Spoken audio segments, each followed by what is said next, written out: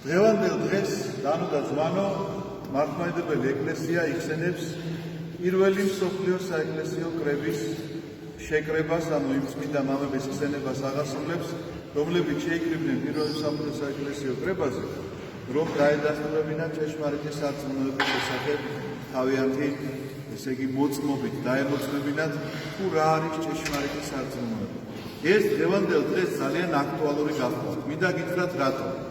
აი, ძალიან ხშირად გაიგებთ ოპონენტებისგან, რომ მოძველდა თითქოს ეს ყველაფერი და როდის ეს იყო და ეხლა 20 საუკუნე და უნდა დროს დავეციოთ და რას უნდა დავეციოთ? მართლმადიდებელი ქრისტიანი თუ ხარ, ყოველდღე მრწამს ხომ ამბობ სახლში. აქ წირვაზე მრწამს ხომ გალობთ. ეს როდის დაადგინეს? იცით, პირველ მსოფლიო საეკლესიო კრებაზე. ასე რომ როგორ შეიძლება მრწამსი მოძველდეს? მე გეტყვით, სხვა მსოფლიო საეკლესიო კრებები იცით როგორ იმართებოდა? მეორე მსოფლიო საეკლესიო კრება რომ გაიმართა, მათ დაადასტურეს პირველი მსოფლიო საეკლესიო კრების სინამდვილე და ჭეშმარიტება, გაიმეორეს ყველა ის მუხლი, რაც მათ მიიღეს და შეიძლება შეამატეს რაღაცა ახალი გამომდინარე იმ მოცემულობიდან, რა მოთხოვნებიც იდგა მათ წინაშე და რა საკითხებსაც ისინი განიხილავდნენ. თორე მეორე პირველის უარყოფა კი არის. მეორე კრება იმიტომ კი არ იკრიბებოდა, რომ პირველი უნდა უარებოდა რაღაცა არა, პირველის დადასტურება და შემატება რაღაცა იმ სიახლისა, რაც შემოდიოდა და მოდიოდა. როდის შემოდიოდა ეს ყველაფერი? რატომ არის დღეს აქტუალური? მეთქი იმას იმითი დავიწყე, რომ როგორც კი ეკლესიის დევნა მორჩა, მაშინ დაიწყო ეკლესიაში მწვალებლობა. როგორც კი აღარ ძდევნიდნენ, აღარ აწამებდნენ ადამიანებს და აღარ ჩეხავდნენ ხვლით და ცხოველებს აღარ უყრიდნენ და კონსტანტინე მეფემ გამოაცხადა ოფიციალურ რელიგიად ქრისტე, ოფიციალურად როგორ? აღარ იდევნებოდესო, უფლება აქვს რომ არსებობდესო. აი ესეთი ვერდიქტი მიიღო, წარმოიდგინეთ რა მოხდა, რომ ამ დროს დაიწყო შიგნით ეკლესიაში ესეთი ბრძოლა. ასე რომ ისტორია მეორდება, არაფერი ახალი არ არის. ჩვენთან ესე არ არის. იყო ეკლესია იდევნებოდა, მაშინ არ ვიცი შიგნით რა ხდებოდა ეკლესიაში, მაგრამ როგორც კი ეკლესია მცოდაბე, ეხლა დაიწყო რა თქმა უნდა შიგნით ბრძოლა და ასე იყო ყოველთვის, მაგრამ ჩვენ დაუბრუნდეთ ამ ისტორიულ ფაქტს, იმიტომ რომ რამდენიმე მნიშვნელოვან ასპექტზე მინდა თქვენი ყურადღება შევაჩეროთ. მაინც რა საჭიროებაა იმისა, რომ ყველა ადამიანმა იცოდეს დოგმატი. რატომ უნდა გვჭირდება აი ერისკაცმა თქვა, რატომ უნდა იცოდეს დოგმატი? რატომ მარტო მღვდლების საქმეა ესა თუ ყველას საქმეა? სინამდვილეში გეტყვით, რომ ნამდვილად ყველას საქმეა. და როგორი უნდა იყოს ჩართულობა ადამიანისა ამ ცოდნაში, ამის შესახებაც მოგახსენებთ. სახარებაში წერია ასეთი რამ. მაცხოვარი ეკითხება თავის მოციქულებს, რომ მეო ხალხს ვინ გონი ვარ? და აეუბნებიან, ზოგი ეუბნება, რომ ისაია წინასწარ, ზოგი ეუბნება ილია წინასწარ მეტყველია. ესეც არ არის შემთხვევით, თუმცა კი ეხლა ამის ახსნა რო დავიწყოთ, რატომ უსახელებენ ისაიას და ილიას შორს აგვიყვანს. და თქვენ ვინ გონი ვართ? და პეტრე მოციქული ადგება და ეუბნება, შენ ხარ ძე ღვთისა ცხოველისა. და ნეტარ ხარ შენ პეტრეო ეუბნება, იმიტომ რომ ეს შენმა სისხლმა და ხორცმა კი არ გამოგიცხადაო, არამედ ჩემმა ზეციერმა მამამ. ნახეთ დააკვირდით ამ სიტყვებს, რას ნიშნავს იცით ეს სიტყვები? რომ არიოზი, რომლის გამოც შეიკრიბა ეს მწვალებლობა უпростоრად მის ირგვლივ შემოიკრიბა და კრება პირველი მსოფლიო საეკლესიო კრება მის საწინააღმდეგოდ შეიკრიბა, არიოზი გახდათ თავისი დროის ერთ-ერთი უგანათლებულესი ადამიანი, რომელსაც ძალიან ბევრი ჰქონდა წაკითხული, იყო ძალიან ნიჭიერი, ლექსებს წერდა შესანიშნავად, თავის აი ამ დოგმატებს ლექსებად აყალიბებდა, რომ ხალხისთვის ადვილი დასამახსოვრებელი ყოფილიყო. მაგრამ მას რაღაცა აკლდა ის, რაც ჰქონდა პეტრე მოციქულს. პეტრე მოციქულმა წერა-კითხვა არ იცოდა, მინდა გითხრათ, ის უბრალო მეთევზე იყო, მაგრამ ის ამბობს იესო ქრისტეზე, შენ ხარ ძე ღვთისა ცხოველისა. და არიოზი იცით რას ამბობს? ქრისტე არ არის ძე ღვთისა ცხოველისა. ქრისტე არის შექმნილი მამისაგან, რაღაცა გარკვეულ დროში, კი განღმრთობილია, კი რაღაცა დიდებულია, ყველა წინასწარმეტყველზე მეტია, მაგრამ ის არ არის ერთ-არსი მამისა. და რატომ ხდება ასეთი რამ, იცით? რადიო ხო გაქვთ ყველა სახლში? თუ რაღაცა სიხშირეზე არ დააყენეთ ეს რადიო, ისე ხო ვერ იჭერთ იმას რა სიგნალს, რომელიც თქვენ გჭირდებათ. ანუ შეიძლება იჭერდეთ რაღაცა ულტრა თანამედროვე რადიო გქონდეს და იჭერდე 10 და 20 რაღაცა არხს, რომელიც შენთან მოდის და გადმოსცემს ამას, მაგრამ ვერ იჭერდა იმას რაღაცას, რომელსაც დაეძებდა, გინდა რომ რაღაც ის ერთი პროგრამა, რომელიც არ გახსოვს შეიძლება და რაღაცაერთ ეძებდა, მე უცბად შეიძლება წააწყდა. აი ესეთი კავშირია ღმერთსა და ადამიანს შორის. თუ შენ ეს კავშირი ვერ დაამყარე, ხოლო ცოდნა ადამიანს არაფერს არ აძლევს. არიოს რომ ცოდნა ქონდა, შეიძლება ჩვენ არ გქონდეს ესეთი ცოდნა. მაგრამ ეს ცოდნა მას არაფერს არ აძლევს. ცოდნის გარდა ადამიანს სჭირდება გული, ჩემს ვიფასებ. რა არის ეს გული, რატომ ლაპარაკობს ამას ქრისტიანობა, ასე რომ გარდა ტვინისა მას სჭირდება აუცილებლად გული, იმიტომ რომ ტვინით და მეც აი თანამედროვე სამყაროშიც რამდენია, ხომ აი აღარ დავასახელებ, არ მეყვარს სახელები და ეხლა გამოდიან, განიხილავენ მთელი მსოფლიო პროზა და პოეზია ზეპირატიციან და აბა როგორი განხილვები, მაგრამ ღმერთამდე ვერ მიდიან. იმიტომ რომ აი ამ სიხშირეს ვერ იჭერენ, რაზეც ამბობს მაცხოვარი პეტრეს რომ მეუბნება, ეს შენ მამამ გამოგიცხადა. იმიტომ კი არა რომ არიოზი დაიჩაგრა, არ გამოუცხადა და პეტრე პირიქით განადიდა და გამოუცხადა. არა, მამამ ყველას გამოუცხადა, მაგრამ ვინ ეძებს აი ამ სიხშირეს გულიდან გამომდინარე და ვინ ეძებს თავისი ტვინიდან გამომდინარე და ლოგიკიდან გამომდინარე, იმიტომ რომ ვინც ცდილობს თავის ლოგიკას დაუქვემდებაროს ღმერთის არსებობა, ის რა თქმა უნდა ღმერთს ვერ იპოვის, იმიტომ რომ შენ თუ შეგიძლია შენ შემოსაზღვრულ ტვინში ღმერთი დაატიო, ის შენი ღმერთია პირადი და ის არ არის ნამდვილი და ჭეშმარიტი ღმერთი, რომელიც ცისა და ქვეყნის შემოქმედია. ხვდებით რა პრობლემაზეა ლაპარაკი? რატომ არის ეს დოგმატი საწოდნელი? რატომ არის კრებათა ეს ისტორია განსადიდებელი, რომ მათ ჩვენ ჭეშმარიტი სარწმუნოება დაგვიტოვეს? როგორ სასაცილოდ იგდებს აი ამ განსწავლულობას და მეცნიერებას ეშმაკი ხედავთ, რომ არიოზი სასაცილო გახდა აი ამ წმინდა მამების წინაშე. იცით, აი უბრალოდ პედაგოგიკის მაგალითი რომ მოვიყვანოთ, ცოტა ნაპატიეთ, ცოტა უხეში შედარებებია, შეიძლება ხა რადიო სადგურებზე რო გელაპარაკებით და ამ პედაგოგიკაზე, რაზეც ახლა გეტყვით, მაგრამ არ ვიცი სხვანაირად როგორ აგიხსნა. აი არის მაგალითად ბავშვი, ეკლესიისთვის ხომ ყველანი შვილები ვართ ჩვენ და არის ოჯახში ბავშვი, რომელსაც ლაპარაკი რომ იწყებს, ლაპარაკსაც ეწევს და სიარულსაც აიწყებს, რა თქმა უნდა, მას ეს ყველაფერი ეშლება. მაგრამ სანამ ბავშვია, ჩვენ მას უღიმით და არაფრით არ კი შესწორებებს ვაძლევთ, მაგრამ შეიძლება ისე მკაცრად არა, მაგრამ რომ წამოიზრდება, თუ კვლავ ამ შეცდომებით გააგრძელებს ის ლაპარაკს, მშობელი ხომ აუცილებელია მიუთითოს მას, რომ ასე ლაპარაკი არ შეიძლება. და თუ არ მიუთითებს, ეს ადამიანი საზოგადოებაში ყოველთვის ხომ დასაცინი იქნება, იმიტომ რომ გამოდის და ლაპარაკობს რაღაცას აბდაობს, როგორც პაპტარა ბავშვების ეშლებათ, ისე შეიძლება ეშლებოდეს დიდ ადამიანსაც, რომელსაც არ ასწავლეს, არ მისცეს ცნობა, რომ იცით რა, არსებობს ესეთი წესი გრამატიკაში, რომ აი ესე არის, ეს ზმნა არის, ეს არსებითი სახელია. ამ წესებს რატომ ვაძლევთ ჩვენ? იმიტომ რომ ადამიანი საზოგადოებაში უნდა შედგეს. და თუ შენ გინდა შედგე ქრისტიანობაში, მაშინ უნდა მოусმინო ეკლესიის ხმას და მის წესს, რომელიც გეუბნება, რომ ძეღვთისა მამის თანასწორია. მერე გაჩენილი კი არ არის, მერე შექმნილი კი არ არის, როგორც არიოზი ბოდავდა ამას და მის ბოდვას ბოლო მოეყო პირველ მსოფლიო საეკლესიო კრებაზე.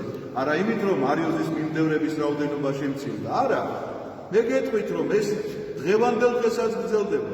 აი აქ ჩვენ გომებსაც შორის ძალიან ბევრს რომ შეეკითხო ამ ცნების შესახებ. შეიძლება ვერ გითხრან სწორად და ვერ გიპასუხონ სწორად. იმიტომ რომ არიოზის ეს სწავლება ჩვენ გვაწყობს ჩვენ ბუნებითად.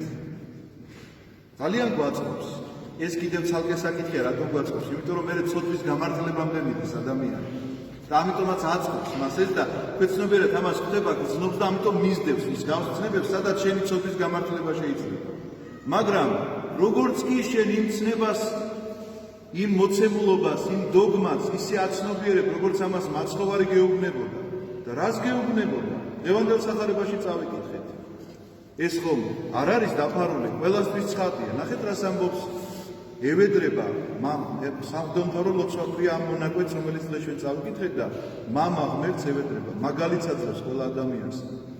ლოცვისას პირველ რიგში მინდა გითხრათ, მერე როგორი ლოცვისას, როგორც თვითონ ასწავლა მოციქულებს, მამაო ჩვენო, სწორედ ისე დადგა და ამბობს, მამაო ესე იწყებს მის ლოცვას და ნახეთ რას ეუბნება ადამიანები მორწმუნეებისთვის ევედრება, რომელიც მე მომეცია, ანუ მის ირგვლივ შემოკრებილ ადამიანებზეა ლაპარაკი, რომ გამოუცხადოთ მათ რა არის ჭეშმარიტი ცხოვრება და სიცოცხლე რა არის.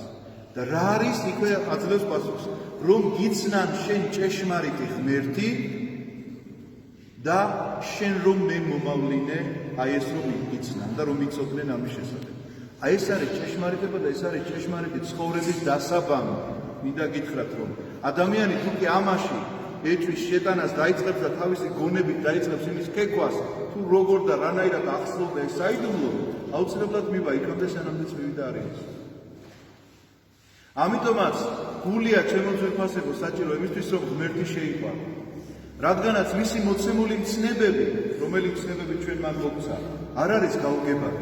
არ არის ეს რომ მხოლოდ ფილოსოფოსებს შეიძლება ესმოდეთ, ან მხოლოდ რაღაცა ღვთივგაფრთხილ ადამიანებს ესმოდეთ და ჩვეულებრივ ადამიანს არ ესმოდეთ.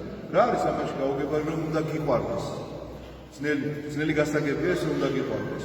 შესასრულებლად კი არის ძნელი, მაგრამ გასაგებად ხო არა, რომ არ უნდა მოიპარო, სუდი რომ არ უნდა უსურვო, რომ არ უნდა იწევლებოდე, არ იკრულებოდე და არ გშურდეს და არ ბოროტებდე და არ მრუშობდე და არ კლავდე. რაიმე ძნელი გასაგებია ამაში. გასაგებად ეს ყველაფერი ადვილია. რომ უნდა გიყვარდეს ღმერთი. აი ახლა კითხვა ისმის. ეს ყველაფერი გავიგე, მაგრამ ღმერთი როგორ უნდა მიყვარდეს? ძველ ხმაში შეეძლო ეს ადამიანს დაესვა ეს კითხვა. მაგრამ ახალ ხმაში აღარ უნდა დასვას, იმიტომ რომ ძველში თუ სვავდა რომ ვინც არ მინახავს როგორ შეიძლება მიყვარდეს, ახალ ხმაში ამას ვეღარ დასვას ამ კითხვას, იმიტომ რომ იესო ქრისტე არის ზეღვთისა სრული ღმერთი, რომელიც კაცობრივი ბუნების შემოსვის შემდგომ თავის ღვთაებრივ ბუნებას არ განშორებია და სრულად იყო მასში წარმოდგენილი როგორც ღმერთი, ისევე კაცი. და აქედან გამომდინარე ჩვენ ღმერთს ვიცნობთ. ჩვენ ღმერთს ვიცნობთ და ვიცით მის შესახებ, ვიცით მისი სწავლება, ვიცით მისი მცნება და ღმერთი თუ მიყვარს ამის შემოწმება, თუ კი მე მაინტერესებს როგორ მიყვარს ღმერთი, ამის შემოწმება ძალიან ადვილია. როგორ ვიცავ მცნებას, როგორ მოვიჩქარი ღვთისმსახურებაზე. აი ეს არის ჩემი სიყვარულის საზომი ამ შემთხვევაში ღმერთთან, იმიტომ რომ მე თუ მოვიჩქარი და მოვიცრაფ, იმიტომ რომ მენატრება ღვთისმსახურება, სადაც ღმერთის სახელია ხშირად ნახსენები და ასეთ ადგილებში მიმეჩქარება, რა თქმა უნდა ღმერთი მიყვარს. თუ მე რაღაცნაირად თავს შევიკავებ ამა თუ იმ ცოდვისაგან, იმიტომ რომ ღვთის გულისათვის ვაკეთებ ამას, ნახეთ რა წერია, რომ როგორ რას ნიშნავს ღვთის გულისათვის. აი, ხო ყავს ვიღაცა საყვარელი და რომელსაც შეიძლება გითხრას, რომ მოდი ჩემი გულისთვის დღეს სადღაცას არ წახვიდე და შენ არ წახვა. გინდა სადღაცა ძალიან წახვა, მაგრამ არ წახვა. ღმერთი გეუბნება, რომ აი შენ რაღაც ეს არ უნდა გააკეთო ეს ცოდვა და შენ რომ ამბობ, რომ მე ეს ჩემს ხორცს კი სიამოვნებს, მაგრამ მე ამას იმიტომ არ გავაკეთებ, რომ ღმერთმა ასე მითხრა და მე ის მიყვარს. და ვინც მიყვარს, მე მისი ხატრი მაქვს და არ ვაკეთებ იმას, რაც მას არ მოსწონს და რაც მას არ სიამოვნებს. ხო მართალია? ამიტომაც ყოველთვის ასეთ გამოცდის წინაშე დგას ჩვენი ცხოვრება და ყოველთვის შეგვიძლია ჩვენ გადავამოწმოთ ჩემო ძვირფასებო, რამდენად გვიყვარს ღმერთი, რამდენად ვიცავთ მის მცნებებს, გვაქვს თუ არა მისი ხატრი და რიდი, რომ ამ მცნებებს ვფრთხილდებით თუ არა და გვაქვს თუ არა მოწიწება და მადლიერება მის მიმართ და იმ წმინდანების მიმართ, რომლებმაც აი ამ ჭეშმარიტი სარწმუნოებისთვის და მინდა გითხრათ, რომ პირველ მსოფლიო საეკლესიო კრებაზე წერია, რომ ეს მამები, რომლებიც ესწრებოდნენ კრებას, უმრავლესობა მათგანი დასახიჭრებული იყო. ზოგს ცხვირი ჰქონდა მოჭრილი, ზოგს ყური და ზოგს ხელი და ზოგი საერთოდ იყო მიყვანილი იქასაკაცით, იმიტომ რომ თავისი ფეხით სიარული აღარ შეეძლო და რატომ? იმიტომ რომ ისინი ამოწმებდნენ ქრისტიანობას და ამოწმებდნენ ისე, როგორც ეს იცოდნენ მათ სახარებისეულად. ქრისტესგან როგორც იცოდნენ, ისინი მოციქულთა მოწაფეები იყვნენ. მაშინ ეს ძალიან ახლო პერიოდია, მეოთხე საუკუნის დასაწყისია და მოციქულთა მოწაფეებს იცნობდნენ ეს ადამიანები. და აი ამ დამოწმებით მოდის დღევანდელ დღემდე ჩვენი ეკლესია, აი ამ დოგმატებზე დგას დღევანდელ დღემდე ჩვენი ეკლესია და კი არ დგას, იდგება უკუნისამდე ჟამთა, იმიტომ რომ არ შეიძლება ქრისტე უშინდა დღეს იგი უკუნისამდე ერთი და იგივე, არ შეიძლება ცვალებადობა ხდებოდეს მის ზნეობრივ კანონებსა და დოგმატურ კანონებზე რაღაცა ცვლილებები ეხებოდეს მას. აქედან გამომდინარე, რადგანაც უცვალებელია თვითონ ღმერთი და უცვალებელია მისი დოგმატი, ასე იქნება სამყაროს აღსასრულამდე ეს ყოველივე მოცემულობა ჩვენთვის, თითოეული ჩვენგანისთვის, იმ მორწმუნე ადამიანებისთვის, რომელთათვისაც ქრისტე ღმერთი დღევანდელ სახარებაში ევედრებოდა მამა ღმერთს, რომ რათა იცოდნენ ჭეშმარიტი ცხოვრების შესახებ და ეს ჭეშმარიტება არის, რომ იცოდნენ შენ ჭეშმარიტი ღმერთი და მხოლოდშობილი ძე, რომელიც შენ უავლინე მათთვის, მათ გადასარჩენად და გამოგსახსნელად. ამინ. აი ესეთი გახლავთ დღევანდელი დღის მოკლე ისტორია და მე მინდა კარგად დაიმახსოვროთ. სულ გქონდეთ თქვენს გონებაში, თქვენს გულში ჩაბეჭდილი ეს სიტყვები, რომ არ გეგონოთ რაღაცა დოგმატი, მხოლოდ მგელმა უნდა იცოდეს და მე არ მევადებ. შენ ყოველ დღე წამს როცა ამბობ ადამიანო, იცოდით რომ დოგმატურ ღვთისმეტყველებას იმეორებ წმინდა მამების მიერ გადმოცემულს და დაწერილს, რომელიც სახარებაში ცხადდება და ცხადდება იმ დღევანდელი სიტყვებით, რომელიც უკვე არაერთგზის გავიმეორებ თქვენს წინაშე.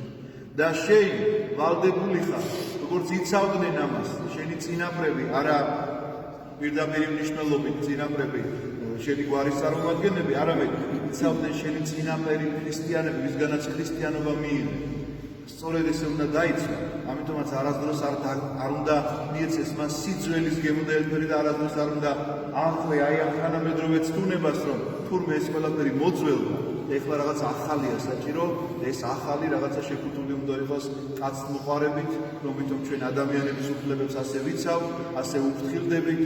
ვინ შეიძლება იცავდეს იმაზე მეტად ადამიანების უფლებებს, როგორც ქრისტე იცავს მას, როგორც თითოეული ქრისტიანი, რომელიც მცნებას იცავს, შეიძლება ის სხვას ჩაგრავდეს, შეიძლება მოძალადე იყოს, შეიძლება სიძულვილის ენით ლაპარაკობდეს, შეიძლება მისი მეტყველება ან საქციელი რაიმე მსგავს ემსახურებოდეს, თუ კი ცნებას იცავს და რასთავარია იცნობს იმას, რასაც ღმერთი ეუბნება.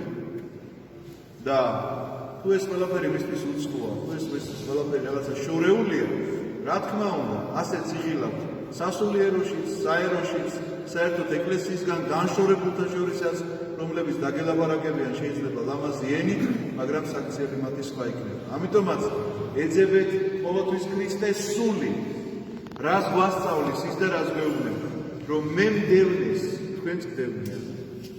ამიტომ არ უნდა გაგიკვირდეს, რომ მდევნე. პირველად მე შემიძულეს და ამიტომ ნუ გიკვირს, რომ შენ ძულ ხარ ამ სოფელს. ვიღაცა რომ მოკდებ ჩასაქოლად და ქვის სასროლად, არც ეს არ უნდა გაგიკვირდეს. ამიტომ დღევანდელი ეს გამოწვევები, ჩემო ძვირფასებო, ეკლესიის წინააღმდეგ დაწყებული ძალიან დიდი კამპანია, რომელიც აი ძალიან დიდი წარმატებით ესე იგი მიმდინარეობს და კითხულობენ ეკლესია თავს რატომ არ იცავს, უნდა გადაშალოთ სახარება და წაიკითხოთ, ვისაც ეს შეკითხვა აქვს, რომ იესო ქრისტე თავს როგორ იცავდა. მხოლოდ რამდენიმე პასუხი გასცა, რამდენიმე ისიც იმ აუცილებლობიდან გამომდინარე პასუხი იყო, რომ უნდა მოესმინა საზოგადოებას და ესეც კვლავ ქადაგება იყო და არავითარ შემთხვევაში თავის მართლება.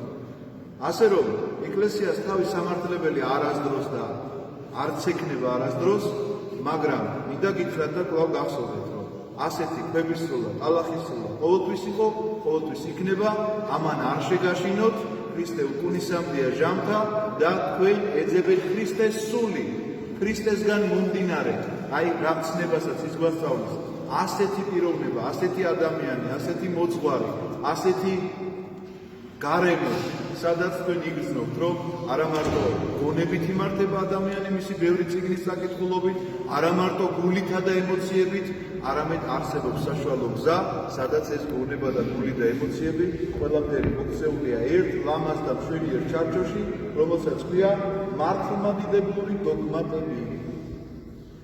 შეგაძლებინოთ ღმერთმა, ამინ.